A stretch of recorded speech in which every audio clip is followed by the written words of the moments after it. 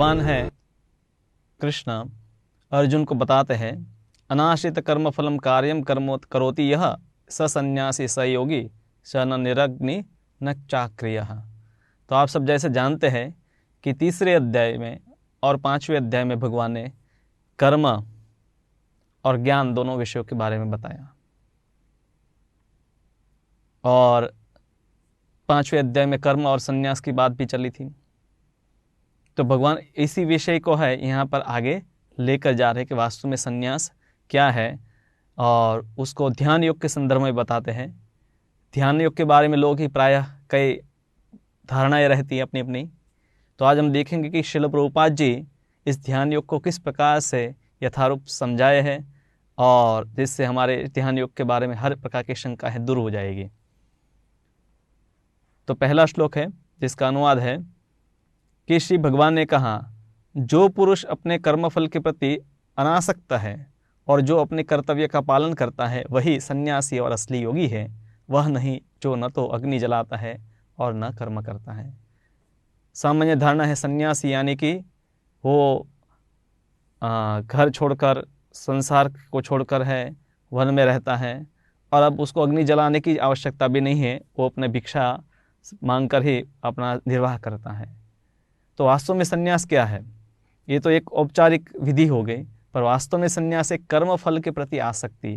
अब मान लीजिए कोई व्यक्ति ऐसा त्याग भी कर देता है, फिर भी उसके कर्म फल के प्रति आसक्ति है, तो उसको सन्यासी नहीं कहा जाएगा। तो वास्तव में जो संन्यास शब्द का अर्थ है यहाँ भगवद गीता में 5वें अध्याय में, और यहाँ पर भी भगवान वही बात कर रहे हैं कि कर्म फल का जो त्याग है वो वास्तव में संन्यास है।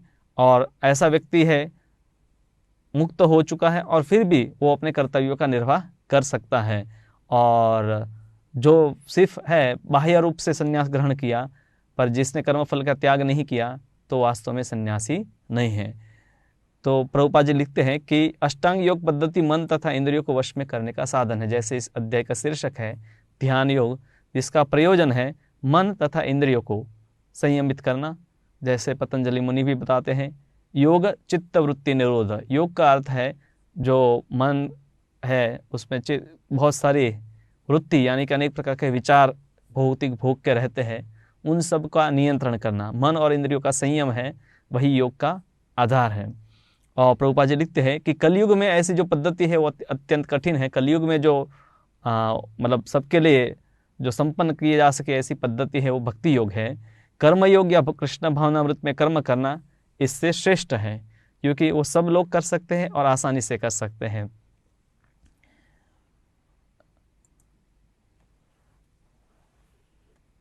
फिर प्रभुपाद लिखते हैं कि प्रत्येक व्यक्ति को इस संसार में अपने कर्तव्य पालन के लिए भी, अपने शरीर के निर्वाह के लिए भी कर्म करना होता है। तो इस प्रकार से अधिकतर लोग तो पहले कर्म छोड़ने के योग्य नहीं होंगे, पर उसी कर्मों को करते रहे करने के साथ वो भक्ति योग को अपनाते हैं तो उनके लिए प्रगति कर पाना आसान हो जाता है। और प्रभुपाद लिखते हैं कि कृष्ण भावनामृत में कर्म करना कर्म के फलों को भोग करने के उद्देश्य नहीं होता है। और जैसे वहाँ ये समझे कि जैसे शरीर है उसके विभिन्न अंग हैं और शरीर के लिए कार्य करते हैं, उसी प्रकार से जीव भगवान का अंश है और वो भगवान की संतुष्टि के लिए कार्य करता है। तो परब्रह्म की तुष्टि के लिए कार्य करता है, वही पूर्ण सन्यासी या योगी है। तो इस प्रकार से जो भगवत भक्त है वो इस श्लोक के व्याख्या के अनुसार है वो योगी है, उसको अलग से ध्यान इत्यादि की आधार लेने की आवश्यकता भी नहीं है। जो अष्टांग योग में है उन पद्धतियों का वो पालन न करे भी औपचारिक रूप से, तो भी वो योग की चरम जो अवस्था है वहाँ पर पहुँच जाता है। और कभी कभी सन्यासी सोचते हैं कि उन्हें सारे कार्यों से मुक्ति मिल गई है इत्यादि, फिर उसको अग्निहोत्र करने की आवश्यकता नहीं है या वर्णाश्रम के अन्य जो नियम है इस प्रकार से वो छोड़ सकते हैं, परंतु उनका लक्ष्य क्या होता है? निराकार ब्रह्म में विलीन हो जाना। तो इस प्रकार से अपनी एक तृप्ति की इच्छा उसमें रहती है।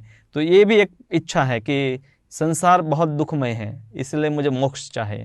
तो प्रभुपाद जी कहते हैं कि ये भी एक इच्छा है। और जो योगाभ्यास में लगता है उनको भी इच्छा है। उनकी क्या इच्छा है कि मैं आंखें बंद करके योगाभ्यास करूँगा ताकि मुझे कुछ शांति मिले या सिद्धि मिले। तो इस प्रकार से दोनों में भौतिक इच्छाएं हैं, उसका छाया तो दिखाई देती है। पर कृष्ण भावना भावित व्यक्ति को कभी भी आत्मतुष्टि की इच्छा नहीं रहती, उसका एकमात्र लक्ष्य है कृष्ण को प्रसन्न करना होता है। अतः वह पूर्ण सन्यासी या पूर्ण योगी, जैसे यहाँ पर भगवान स्वयं ही कहते हैं कि वो व्यक्ति वास्तव में योगी है कि जिसने कर्मफलों का त्याग किया। कर्मफल ही हमारे बंधन का कारण होते हैं, क्योंकि कर्मफल को हम अपने इंद्रिय भोग में लगाना चाहते, इसलिए वो बंधन के कारण है। पर वही कर्मफल जब है भगवान की सेवा में लग जाते हैं, तब मुक्ति का कारण बन जाते हैं। और यहाँ पर है चैतन्य महाप्रभु का प्रसिद्ध श्लोक है, प्रभुपाद बताते हैं, न धनम न जनम न सुंदरीम कविताम मा जगदीश कामये मम जन्मनि जन्मनीश्वरे भवताद भक्तिर अहेतुकी त्वयि। तो चैतन्य महाप्रभु सन्यासी थे, गृहस्थ भी पहले थे, पर यहाँ पर वो कहते हैं कि मुझे धन नहीं चाहे, लोग नहीं चाहे, सुंदर स्त्रियों की सेवा नहीं चाहे, कविता यानी कि संसार में प्रतिष्ठा नहीं चाहे। हे जगदीश, तो क्या चाहे? काम है, क्या इच्छा है? मम जन्मनि जन्मनेश्वरे, मुक्ति भी नहीं चाहे, मेरा बारंबार जन्म होने दीजिए, पर मुझे आपकी अहेतु की भक्ति जो है, भगवताद भक्ति अहेतु की त्वयि, आपकी जो अहेतु की भक्ति है, कोई स्वार्थ के बिना की जो भक्ति है, वही चाहे। तो भगवत भक्त की शुरुआत से ही यही इच्छा है। भले अगर वो अभी शुरुआत किया है भक्ति का और वो पूर्ण रूप से शुद्ध नहीं हो गया, फिर भी शुरुआत से उसका लक्ष्य जो है उसको स्पष्ट होता है। और फिर आगे भगवान कहते हैं कि यम संन्यासम इति प्राहु योगम तम विद्धि पांडव, जिसको संन्यास कहा जाता है उसी को तुम योग समझो। ये पांडुपुत्र, जिसे संन्यास कहते हैं उसे तुम योग अर्थात परब्रह्म से युक्त होना जानो, क्योंकि इंद्रिय तृप्ति के लिए इच्छा को त्यागे बिना कोई भी योगी नहीं बन सकता। तो पहला यहाँ पर क्या बात है कि संकल्प, आत्मतृप्ति की इच्छा। हमारे मन में क्या चलता रहता है? संकल्प विकल्प। मन के दो कार्य है, आप जानते हैं कि संकल्प होता है, फिर विकल्प होता है, उसका विकल्प हम ढूंढते हैं। तो हर एक व्यक्ति के मन में ये चलता रहता है। और योग का अर्थ जैसे आप समझते हैं कि जोड़ना। तो व्यक्ति जब है परब्रह्म से युक्त हो जाता है, कृष्ण भावना भावित हो जाता है, कृष्ण से जुड़ जाता है, तो उनकी अपनी इंद्रियों की भोग की जो इच्छा है वो नहीं रहती है, और इसीलिए वास्तव में उसका योग हो गया है भगवान के साथ। और कोई व्यक्ति अगर इंद्रिय भोग की इच्छाओं को त्याग नहीं कर सकता है, तो उसके लिए कोई भी प्रकार का योग है संभव नहीं है। भक्ति योग तो है ही, पर चाहे वो कर्म योग में लगना चाहता है, ज्ञान योग, ध्यान योग, उसमें भी मूल वस्तु तो है ही कि व्यक्ति को इंद्रिय तृप्ति से निवृत्त होना पड़ेगा। तो प्रभुपाद जी तात्पर्य में लिखते हैं कि संन्यास योग या भक्ति का अर्थ है जीवात्मा अपनी स्वाभाविक स्थिति को जाने और तद अनुसार कर्म करे। हर व्यक्ति को अपना जो मतलब स्थिति को जानना चाहे और उसके अनुसार उसको कर्म करना होता है। और क्योंकि जीवात्मा है भगवान की तटस्था शक्ति है, तो जीवात्मा का स्वरूप है कि भगवान की सेवा करना। तटस्था शक्ति यानी कि वो भगवान के बहिरंग शक्ति के प्रभाव में होता है या अंतरंग शक्ति के प्रभाव में होता है। तो अंतरंग शक्ति के प्रभाव में वो भगवान की सेवा करके प्रसन्न रहेगा और बहिरंग शक्ति के प्रभाव में वो दुखी रहता है। तो इसीलिए उसको आवश्यक है कि वो भगवान की सेवा है इस प्रकार से करे। जब वह माया के वशीभूत होता है तो वह बद्ध हो जाता है, पर कृष्ण भावना भावित हो जाता है तो आध्यात्मिक रूप से वो सजग रहता है। तो इस प्रकार से तटस्था शक्ति होने के कारण उसको भगवान का आश्रय तो हमेशा लेना ही पड़ेगा, उसके बिना वो नहीं रह सकता। तो अपनी इंद्रिय लगाने का अवसर उसको नहीं मिलता। अब जो भक्त है उनका एक फायदा क्या है भक्ति में, योग इत्यादि में क्या है कि आपको अपने इंद्रियों के कार्यकलाप बंद करके बैठना है, ध्यान लगाना है। पर यहाँ पर जो है व्यक्ति अपने इंद्रियों को ही प्रवृत्त इतना रखता है कि उसके पास अवसर नहीं होता है कि कृष्ण के अलावा कुछ जो कार्य है उस कार्य में प्रवृत्त हो। फलतः कृष्ण भावना भावित व्यक्ति सन्यासी तथा योगी साथ साथ होता है। वो सन्यासी भी है और योगी भी है। ज्ञान तथा इंद्रिय निग्रह योग के ये दोनों प्रयोजन कृष्ण भावनामृत द्वारा स्वतः पूरे हो जाते हैं। तो ज्ञान और इंद्रिय निग्रह जो है योग के दो प्रयोजन हैं कि आध्यात्मिक ज्ञान में व्यक्ति उन्नत हो और इंद्रियों के ऊपर संयम हो।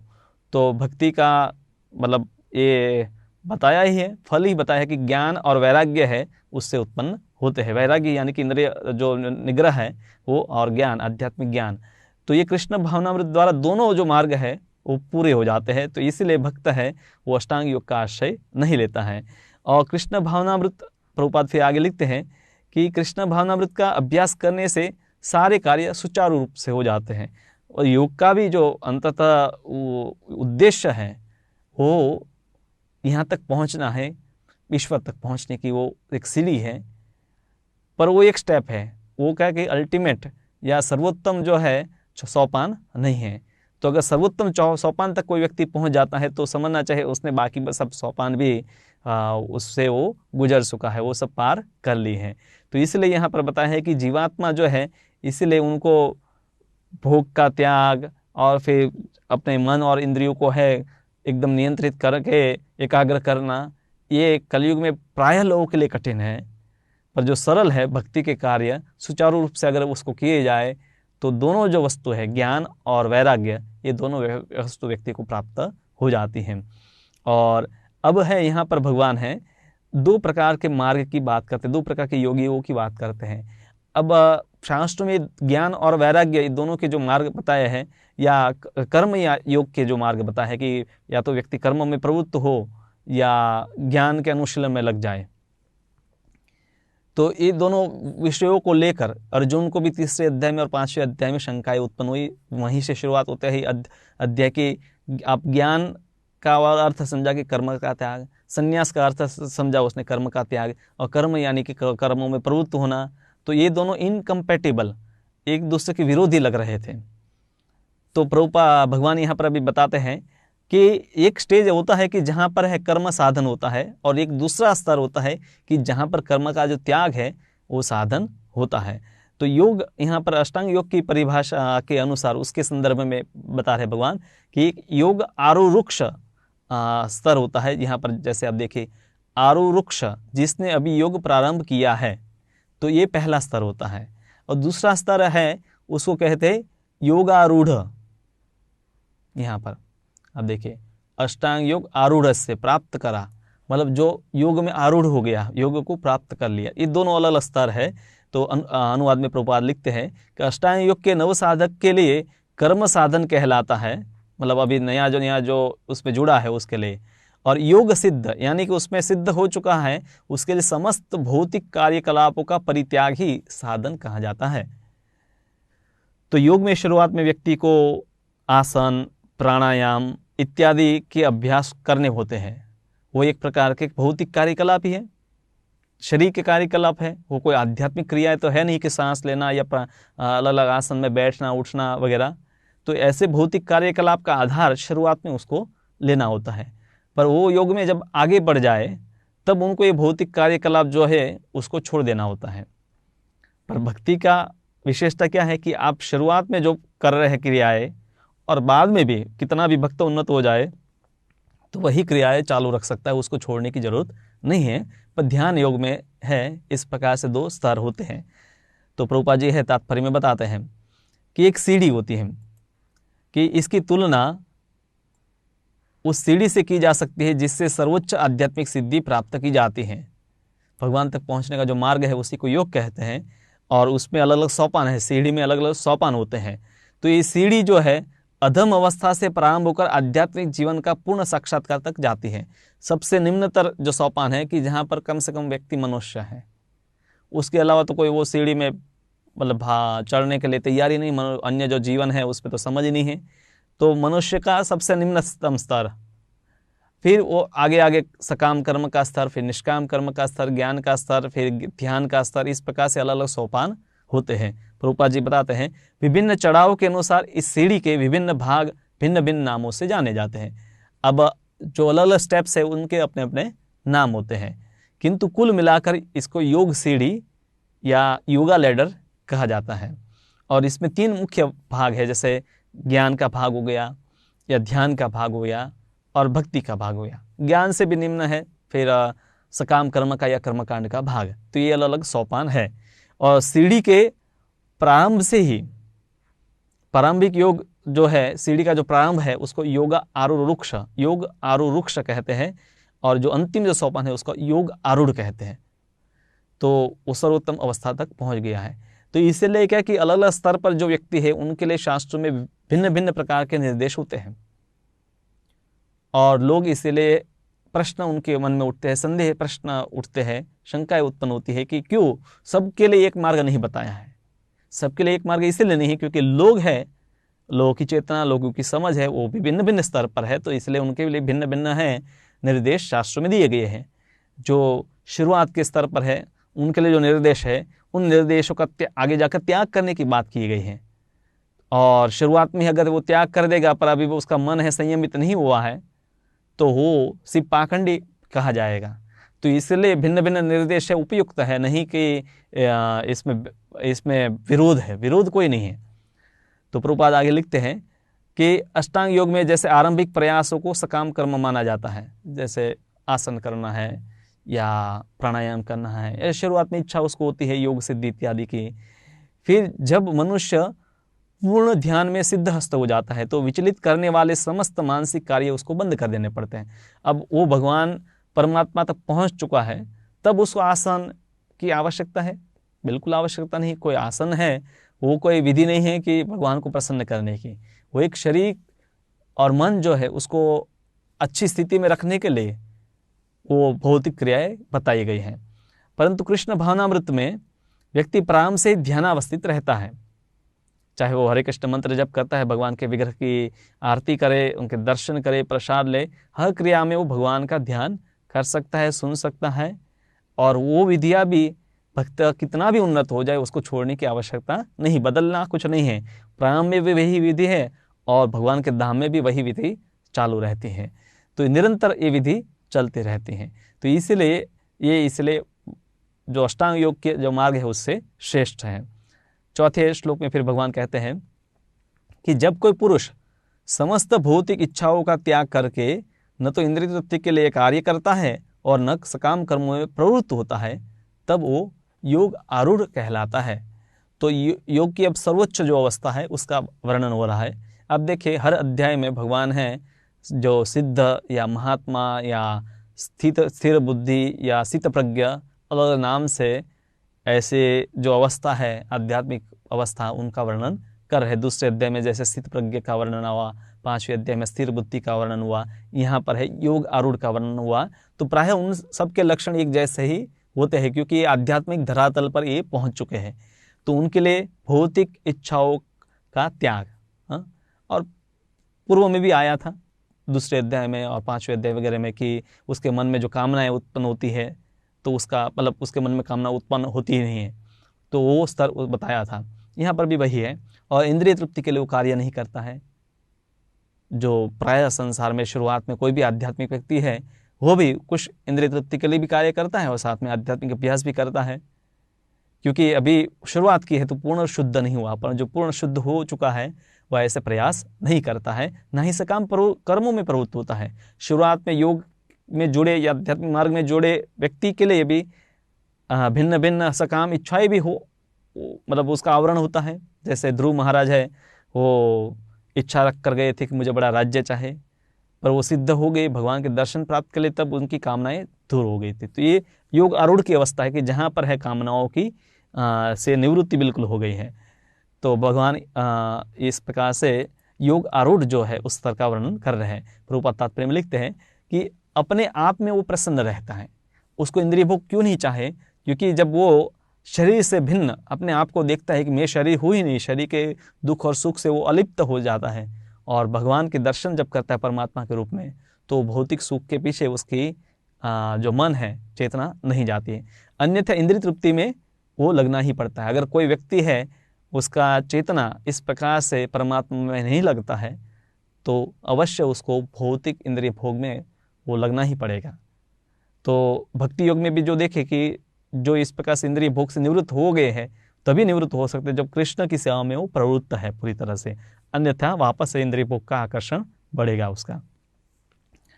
तो बिना कृष्ण भावनामृत के सदैव स्वार्थ में व्यक्ति तत्पर रहता है और कृष्ण भावनामृत में तो कृष्ण की प्रसन्नता ही लक्ष्य रहता है। जिसे ऐसी अनुभूति प्राप्त नहीं है उसे चाहिए कि भौतिक इच्छाओं से बचे रहने का यंत्रवत प्रयास करें। अगर हमारी ऐसी स्थिति नहीं आई है तो हमें कम से कम एक डिसिप्लिन के साथ प्रयास करना होगा। हमारे सामने सब प्रकार के इंद्रिय भोग के साधन उपलब्ध हो और फिर भी हमारा मन वहाँ नहीं जाएगा, ऐसा नहीं होगा। बल्कि हमारे स्तर पर या जो योग आरूढ़ का जो स्तर है, शुरुआत का आध्यात्मिक प्रगति का स्तर है, वहाँ पर ऐसे इंद्रिय भोग के साधन न हो वही बेहतर अवस्था होती है ताकि मन उसमें न जाए। जैसे अगर घर में किसी के टीवी है तो टीवी देखने की इच्छा है, उसको हो जाएगी। तो इसीलिए अच्छा है कि वो रखे ही नहीं, ताकि देखने की इच्छा हो तो भी कम से कम साधन उपलब्ध नहीं है तो उसका भोग ना कर सके। तो इसलिए बताइए यहाँ कि यंत्रवत उसको प्रयास करना है, मैकेनिकल एंडेवर भी उसको करना जरूरी है, और तभी वह योग की सीढ़ी के ऊपर पहुंच सकता है, तब वो उसकी प्रगति होती है। इवन भौतिक विषयों में भी जब व्यक्ति को प्रगति करनी है अपने एक स्तर से दूसरे स्तर पर, तो वहाँ पर वो कुछ डिसिप्लिन फॉलो करता है, अनुशासन का पालन करता है, तभी वो एक स्तर से दूसरे स्तर पर पहुंच जाता है। उसको पढ़ाई करनी है, उसको एग्ज़ाम देने है, उसको एग्ज़ाम में उत्तीर्ण होना है, उसके बाद वो दूसरे स्तर पर जाता है, वहाँ पर भी कुछ नियम और थोड़े कड़क हो जाते हैं। इस प्रकार से धीरे धीरे वो आगे बढ़ता है। तो योग का जो मार्ग है, भक्ति का मार्ग है, उस सब में भी व्यवस्था तो वही उसी प्रकार की होती है। और उसके बारे में भगवान बताते हैं कि मनुष्य को चाहे कि अपने मन की सहायता से अपना उद्धार करे और अपने को नीचे न गिरने दे। यह मन बद्ध जीव का मित्र भी है और शत्रु भी है। तो ये अनुवाद में प्रभुपाद जी जो बात प्रस्तुत कर रहे हैं कि अब किसी को योग आरूरुक्ष से योगारूढ़ बनना है, मतलब आध्यात्मिक जीवन की शुरुआत की है, उससे सर्वोच्च अवस्था प्राप्त करनी है, तो सबसे पहला काम है उसको मन की सहायता लेनी है। क्योंकि मन है, उसी से हम इस संसार में है संकल्प विकल्प और इंद्रिय भोग के कार्यों में लगे रहते हैं। मन में कामनाएं उत्पन्न होती है और इंद्रिया उसके पीछे दौड़ती है। इंद्रिया भूखी होती है और मन उसको तृप्त करने के लिए, और इंद्रिया जब भोग करते हैं तो मन को वो भोग का आनंद या भौतिक सुख मिलता है। तो इस प्रकार से मन और इंद्रिया जो है एक दूसरे को खींचती रहती हैं।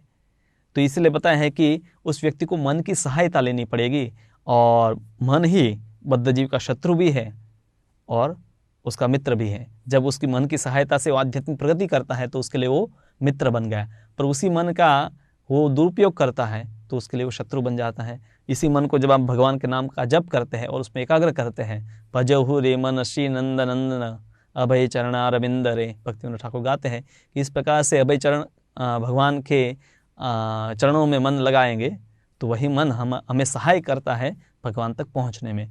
तो यहाँ पर जो है श्लोक में अब देखिए आत्मा शब्द का कई बार प्रयोग है। आत्मना, आत्मानम, आत्मा, आत्मानम, आत्मना, आत्मा, और 7 बार प्रयोग हुआ है। तो संस्कृत में आत्मा शब्द के कई अर्थ है, उसमें से जैसे एक अर्थ है शरीर, मन, आत्मा, परमात्मा, प्रकृति, बुद्धि, विभिन्न वस्तुओं के लिए भी आत्मा शब्द का प्रयोग होता है। तो यहाँ जो प्रसंग अनुसार है ये है कि व्यक्ति को अपने मन की सहायता से आत्मा का उद्धार करना है। तो मन को इस प्रकार प्रशिक्षित किया जाए कि वह बद्ध जीव को अज्ञान के दलदल से निकाल सके। तो यहाँ पर जो बात है वो मन की प्रशिक्षण की बात है। मन जैसे एक छोटा बच्चा है, आप उसको नर्सरी में पहले तो भेजते हैं, फिर स्कूल, प्राइमरी स्कूल, फिर हाई स्कूल, फिर कॉलेज, तो एक उसका प्रशिक्षण होता है, तब वो जाकर एक सज्जन व्यक्ति बनता है, या जो भी उसको आवश्यक शिक्षा है वो प्राप्त करता है, समाज में वो रहता है, कई लोगों से सीखता है। बच्चों को सब लोग निर्देश देते हैं, आज्ञा देते हैं, और उसी प्रकार से हमारा मन है जो काफ़ी संचल है और अस्थिर है। जब तक उसको प्रशिक्षित नहीं किया जाएगा तब तक वो इधर उधर भागता रहता है। तो इसलिए पता है कि उसको प्रशिक्षित करना होगा ताकि वो अज्ञान के दलदल से हमें निकाल सके। और मन को रोकना, इंद्रियों के विषयों के प्रति आसक्ति से उसे हटाना होगा। अब ये योग जो ध्यान योग की पद्धति है उसमें एक यांत्रिक पद्धति के द्वारा होता है, और भक्ति योग में वो स्वाभाविक क्रियाओं के द्वारा होता है। तो मन को इस प्रकार प्रशिक्षित करना चाहिए कि वह प्रकृति की तड़क भड़क से आकृष्ट न हो। तो हम सब क्या है कि जैसे अधिकतर लोग नगर में रहते हैं, वहाँ प्रकृति की बहुत सारी तड़क भड़क है, सिनेमा हॉल है, थिएटर्स है, मॉल्स है, मार्केट्स है, और नई नई वस्तुएं, साधन हैं। तो उस सब से मन है हर वस्तु को जानना चाहता है, टेस्ट करना चाहता है, चेक करना चाहता है, अनुभव करना चाहता है, उसी के विचार में वो खोया रहता है। थिंकिंग, फीलिंग एंड विलिंग, ये तीनों वस्तु चलती रहती हैं। तो प्रशिक्षण ये है कि उसमें वो लिप्त न हो, और ये बचपन से प्रशिक्षण होना चाहे, जैसे पूर्व के समय गुरुकुल में हुआ करता था कि जैसे ही बच्चा है वो योग्य बनता है, मतलब संसार को जानने लगता है और थोड़ा आकर्षण का समय उसका शुरू होता है, तब उसको गुरुकुल में भेज दिया जाता है जहाँ पर गुरु है और उनको उनकी कई प्रकार की सेवाएं करनी है। और जो नगर के तड़क भड़क से वो गुरुकुल दूर होता है। तो इस प्रकार से वो एक पीरियड जब पूरा हो जाता है तब इंद्रिया भी, वो जो प्रशिक्षण के बाद है, स्थिर मन स्थिर हो जाता है, इंद्रिया भी शांत हो जाती हैं। तो जितना ही इंद्रिय विषयों के प्रति व्यक्ति आसक्त रहता है, आकृष्ट रहता है, उतना ही वो संसार में फंसता रहता है। और इसलिए हम देखते हैं कि जो व्यक्ति भक्ति की शुरुआत करता है पर इंद्रिय भोगों को भी उतने ही उत्साह के साथ चालू रखता है, तो कुछ समय के बाद भक्ति को छोड़ देता है। तो भक्ति को उसको आगे, भक्ति में आगे प्रगति करना है तो उसको इस प्रकार से निवृत्ति इंद्रिय भोग से करनी होगी। पर लोगों को डर लगता है कि अगर उसमें से निवृत्त हो जाएंगे तो फिर भक्ति में कैसे, भक्ति में शायद आनंद नहीं होगा। लोगों की ऐसी धारणा है कि भक्ति है सिर्फ बोरिंग है, क्योंकि वहाँ तो एक ही वस्तु करनी है, भगवान का नाम लेना है, कुछ भगवान की किताबें पढ़नी है, उनका कीर्तन करना है, उनका दर्शन करना है। हमारे भौतिक जीवन में कितने मज़े हैं, नए नए मूवीज़ आती है, नए नए गीत आते हैं और नए नए प्रकार के कपड़े हम पहन सकते हैं। यहाँ तो एक ही प्रकार के कपड़े हैं। तो उनको लगता है कि भौतिक जीवन में बहुत सारी विभिन्नताएँ हैं और आध्यात्मिक जीवन तो निरस होगा। पर क्योंकि वो उनका अनुभव नहीं है तो इसीलिए वो विचार करता है कि इसमें निरसता है। क्योंकि आध्यात्मिक जीवन का अनुभव किए बिना व्यक्ति उसका सिर्फ अनुमान लगाता है। जैसे वो लोमड़ी है, अनुमान लगाता है कि अंगूर खट्टे हैं। जब उसने प्रयास किया और अंगूर उसको नहीं मिले तो उसको लग गया कि इसमें कोई रस नहीं होगा, मेरे लिए नहीं है। तो उसी प्रकार से कई बार है वो वास्तविक जो आध्यात्मिक मार्ग है उसका अनुभूति नहीं किया। कभी कभी थोड़ा बहुत कहीं गए और प्रयास किया योग का या कुछ न कुछ आध्यात्मिक मार्ग का जो प्रमाणित नहीं होता है और उसका भी गंभीरता से प्रयास नहीं किया, तो उनको लगता है कि ठीक है ये सब कुछ एक ही जैसा है। पर प्रामाणिक जो मार्ग है उसमें व्यक्ति की प्रगति ऐसी होती है कि सब प्रकार के भौतिक भोगों को भी वो भूल जाता है। अमृत बिंदु उपनिषद में बताया गया है, मन एव मनुष्याणाम कारणम बंध मोक्षयो बंधाय विषयासंगो निर्मुक्ते मुक्ति निर्विषयम मन। तो मन ही मनुष्य के बंधन और मुक्ति का कारण है। बंधाय विषयासंग, विषयों का संग करते हैं तो हमारा बंधन उत्पन्न होता है। निर्विषयम मन, तो मुक्ति तब होती है जब मन को निर्विषय कर दिया जाता है, विषयों से उसको मुक्त कर दिया जाता है, तब वास्तव में जीव की मुक्ति संभव है। तो इस प्रकार से मन है वो बहुत महत्वपूर्ण है हमारे आध्यात्मिक जीवन में, उसको समझना। और इसलिए भगवान कहते हैं बंधुर आत्मात्मनस्य एनात्मेव आत्मना जितः अनात्मनस्तो शत्रुत्वे वर्तेत आत्मेव शत्रुवत्। आगे की ही जो बात है यहाँ पर भगवान चालू रखे कि जिसने मन को जीत लिया है उसके लिए मन सबसे श्रेष्ठ मित्र है, और किंतु जो ऐसा नहीं कर पाया उसके लिए वो सबसे बड़ा शत्रु बना रहता है। तो यहाँ पर भी आप देखिए शब्द यही प्रयोग है, आत्मा आत्मनः, आत्मना आत्मा।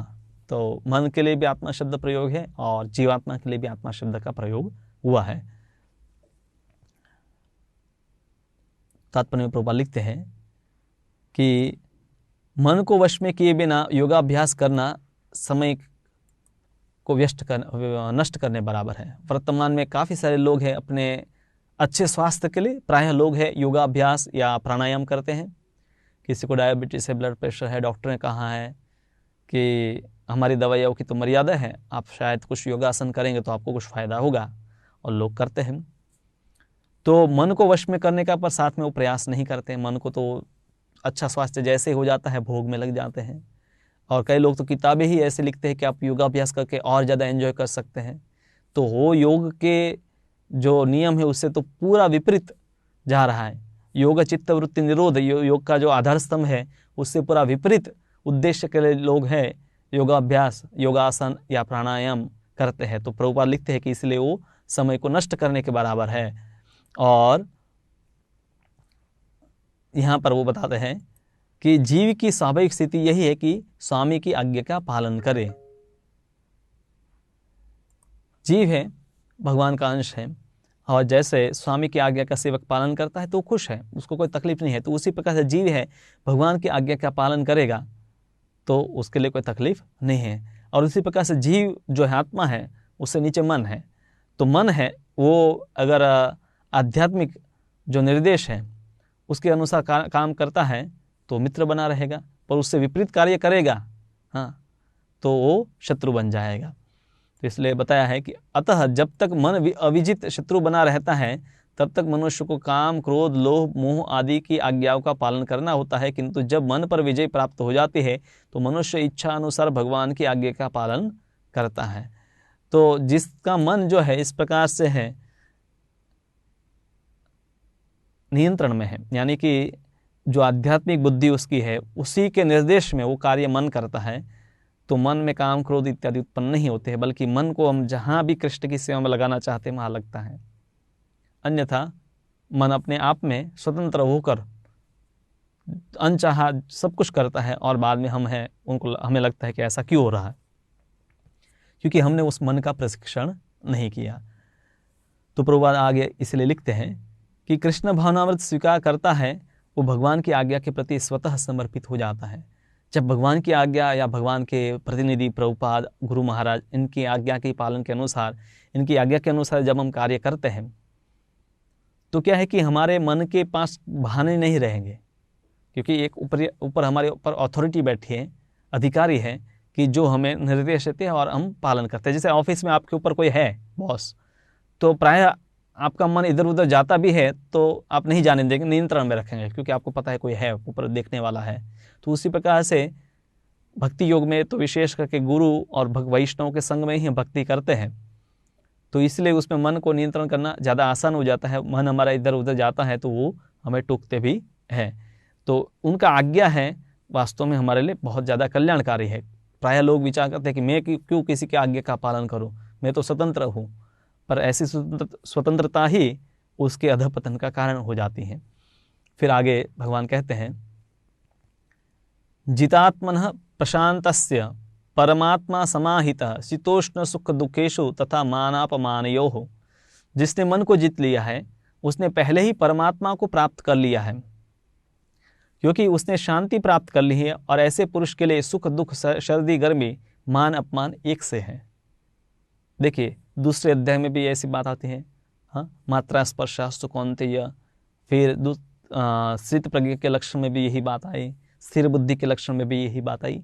तो ये सब है आध्यात्मिक धरातल की बात है, तो उनके सब के लक्षण आप भगवद गीता के हर अध्याय में ऐसे व्यक्ति के लक्षण आएंगे। या जो समदृष्टि जो व्यक्ति है, जो सबको समान दृष्टि से देखता है, तो उसके बारे में कल हमने चर्चा किया था स्थिर बुद्धि की। तो द्वंद्वों के प्रति उसका जो मतलब मानसिकता है, सुख दुख, सर्दी गर्मी, मान अपमान, इसके प्रति, तो ये सब संभव है जब मन को व्यक्ति जीतता है। और योग अभ्यास का जो नींव है वो मन है, कि मन का नियंत्रण। प्रभुपाद लिखते तात्पर्य में कि प्रत्येक जीव उस भगवान की आज्ञा का पालन करने के लिए निमित्त आया है, और जो परमात्मा सबके हृदय में बैठे हैं, हर व्यक्ति को उसकी आज्ञा का पालन करना चाहे। पर बहिरंगा शक्ति का जब प्रभाव होता है तो व्यक्ति भगवान की आज्ञा का पालन नहीं करता है, पर भगवान की बहिरंगा शक्ति का आज्ञा का पालन करता है। जो ही मन किसी योग पद्धति द्वारा वश में आ जाता है, त्यों ही मनुष्य को लक्ष्य पर पहुंचा हुआ मान लिया जाता है। मन नियंत्रण आ गया, फिर उसकी जो प्रगति है बहुत तेजी से होगी। तब तक है वो मेहनत काफ़ी करता है पर प्रगति बहुत कम होती है। और जब मन नियंत्रित है तो वो थोड़े से प्रयास से भी काफ़ी आगे प्रगत हो जाता है, क्योंकि अब जो उसका जो पूरा शक्ति है एक ही दिशा में काम करता है। मान लीजिए कि एक व्हीकल है, उसको कोई आगे से भी धक्का मार रहा है, पीछे से भी धक्का मार रहा है, तो कहीं बढ़ेगा नहीं, पर पीछे से ही सब लोग धक्का मारेंगे तो वो जल्दी से आगे बढ़ेगा। तो उसी प्रकार से मन अनियंत्रित है तो शक्तियाँ इधर उधर है वो व्यक्ति गवा देता है, पर मन नियंत्रित है तो एक ही दिशा में काम करती है और भगवान में लग जाता है मन, तो इस प्रकार से उसकी प्रगति जल्दी होती है। मनुष्य का मन परा प्रकृति में स्थिर हो जाता है तो जीवात्मा के समक्ष भगवान आज्ञा पालन करने के अतिरिक्त कोई विकल्प नहीं रह जाता। हम परा प्रकृति है और परा प्रकृति में जब हम स्थिर हैं तो जीवात्मा जो है भगवान की आज्ञा का ही पालन वो करेगा, अन्य कोई विकल्प उसके पास नहीं रहेगा। किसी न किसी उच्च आदेश को मानकर उसका पालन करना होता है। मन को तो किसी न किसी का आदेश तो मानना ही है, या तो माया का गुलाम बने या भगवान का। माया की गुलामी में तो ना ही सैलरी मिलती है और सिर्फ डंडे ही पड़ते हैं, कष्ट ही मिलते हैं। भगवान की सेवा में हर प्रकार का सुख और कल्याण ही होता है जीव का।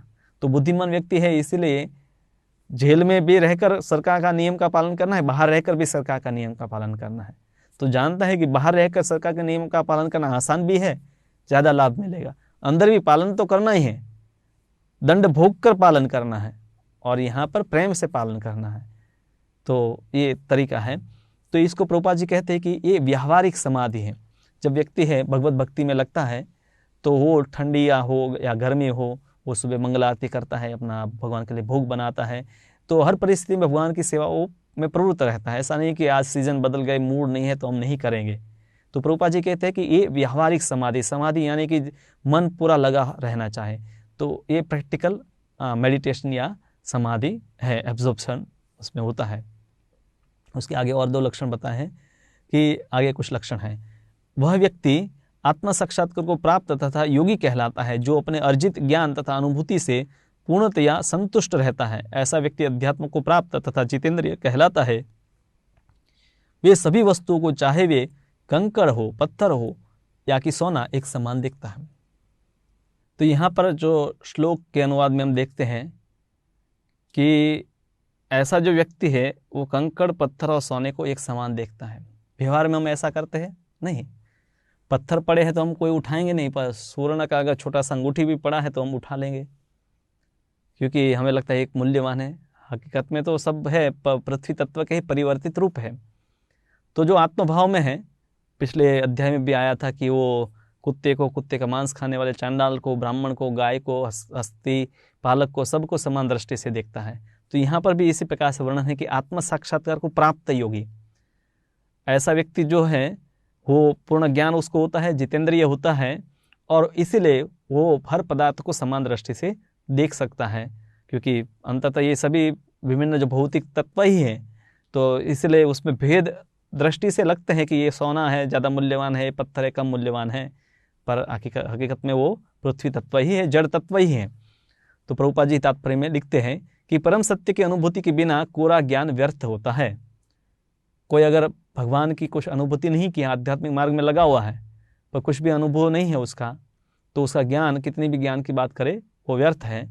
और भक्ति रसामृत सिंधु में कहा गया, अतस्य कृष्ण नामादि भवेद न ग्राह्यम इंद्रिय सेवोन्मुखी जीवादो स्वयं एव स्फुरत्येद। भगवान का जो ज्ञान है वो ऐसा नहीं है कि व्यक्ति किताबें पढ़कर है पूरा रट कर याद कर ले। श्री कृष्ण नामादि, भगवान के नाम रूप इत्यादि जो भी है, ग्राह्यम इंद्रिय, न ग्राह्यम इंद्रिय, यानी कि इंद्रियों के द्वारा ग्रहण नहीं किया जा सकता है। कैसे ग्रहण किया जा सकता? सेवोन्मुखी जीवादो, जब जीवा से भगवान की सेवा की जाएगी, यानी कि भगवान का नाम लिया जाएगा, भक्ति का आश्रय हम लेते हैं, स्वयं एव स्फुरत्येद, तब भगवान उस ज्ञान को प्रकट करते हैं। तो आध्यात्मिक ज्ञान का ये मार्ग है। प्रभुपाद जी है तात्पर्य में विस्तार से बताते हैं कि मात्र संसारी विद्वता से कोई कृष्ण भावना भावित नहीं हो सकता है, उसको वास्तव में भक्त बनना पड़ेगा। और चौथे अध्याय में भगवान इसलिए कहा है कि भक्तों से में सखा चेते, हे अर्जुन तुम मेरे भक्त और सखा हो, इसलिए तुम ये रहस्य में बता रहे हो। और अर्जुन को इसलिए वो रहस्य समझ में आया, अन्यथा तो धृतराष्ट्र भी गीता सुन रहा था। तो विशुद्ध चेतना वाले व्यक्ति का सानिध्य प्राप्त होने का सौभाग्य मिलना चाहे, तो ऐसे व्यक्ति है जब भगवान के शुद्ध भक्तों के संपर्क में आते हैं तो तुरंत उसको ये ज्ञान प्राप्त होता है। और आध्यात्मिक ज्ञान से मनुष्य अपने संकल्प में दृढ़ रह सकता है, मात्र शैक्षिक ज्ञान से वह बाह्य विरोधाभास द्वारा मोहित और भ्रमित हो जाता है। जब वो साधना भी कर रहा भक्ति, तो वो पहले तो अपने संकल्प में दृढ़ रहता है, भक्ति करने से अपने नियम पालन अच्छी तरह से कर पाता है। और दूसरे, वो जब भक्ति के द्वारा जो ज्ञान प्राप्त किया उसके कारण है उसको कुछ सांसारिक विरोधाभास दिखाई दे, जैसे उसके जीवन में कष्ट आ गए, तो वो विचार नहीं करे कि मैं भक्ति करता हूँ मुझे क्यों कष्ट आ गए। वो जानता है कि भगवान की योजना है और संसार में हर जीव अपना कर्म का फल भोगता है, तो वो ऐसे विरोधाभास से मोहित भी नहीं होता है, भ्रमित भी नहीं होता है। जैसे प्राय अन्य लोग हो जाते हैं कि संसार में लोग हैं भगवान की भक्ति करते हैं, पर यही लोग धार्मिक लोग आपस में लड़ते हैं, तो शायद धर्म ही कल्पना है। तो ऐसे जब कोई विरोधी वस्तुएं होती है तो वो अनेक प्रकार की कल्पनाएं करते हैं, पर भक्ति में लगा हुआ व्यक्ति है ऐसा भ्रमित नहीं होता है।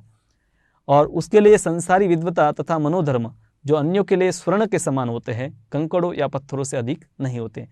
लोग सांसारिक विद्वता क्यों चाहते हैं? उसके नाम के पीछे वो 3-4 जो अक्षर है वो लगाना चाहते हैं, MTech, IIT, MBBS, engineer, doctor, PhD। पर भक्त के लिए ये कोई महत्वपूर्ण है ही नहीं, क्योंकि हम देखें सब गोस्वामी हैं, श्रील प्रभुपाद जी है, भगवान के सब महान आचार्य या भक्त सब हुए, तो कोई कॉलेज में जाकर पढ़ाई करके धर्म का ज्ञान नहीं लिए, भक्ति का ज्ञान वहाँ से नहीं सीखे। वो अपने गुरु की सेवा कर से ही वो ज्ञान प्राप्त किए।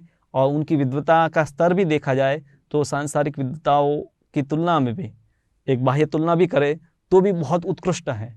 और भक्ति की दृष्टि से देखे तो कोई तुलना हो ही नहीं सकती है, क्योंकि सांसारिक विद्वान कभी भी भक्ति का रहस्य नहीं जानता है।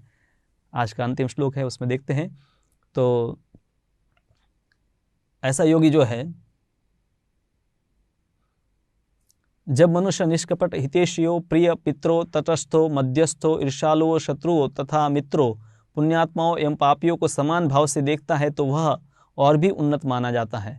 तो ऐसा व्यक्ति है, वो आत्मा के स्तर पर पहुंच गया है। इसीलिए हर प्रकार के व्यक्ति जो होते हैं, जो मित्र भी हैं, हाँ तटस्थ भी है, ईर्ष्यालु भी है, शत्रु भी है, मित्र भी है, पुण्यात्मा है, पापी आत्मा है, हर व्यक्ति को जीवात्मा के रूप में वो देखता है, आध्यात्मिक दृष्टि से देखता है। अन्यथा तो ये हमेशा विचार आ जाता है, ये हमारे है पराये है, हमारे देशवासी है पराये देशवासी, हमारे धर्म के लोग हैं पराये धर्म के लोग हैं, ये पापी है ये पुण्यशाली है। तो ऐसा विरोध देखकर वो मोहित नहीं होता है, बल्कि आध्यात्मिक दृष्टि के देखकर सबके प्रति वो समान दृष्टि रख सकता है, भगवान के साथ सबका संबंध वो देखता है। इसीलिए वो उन्नत है।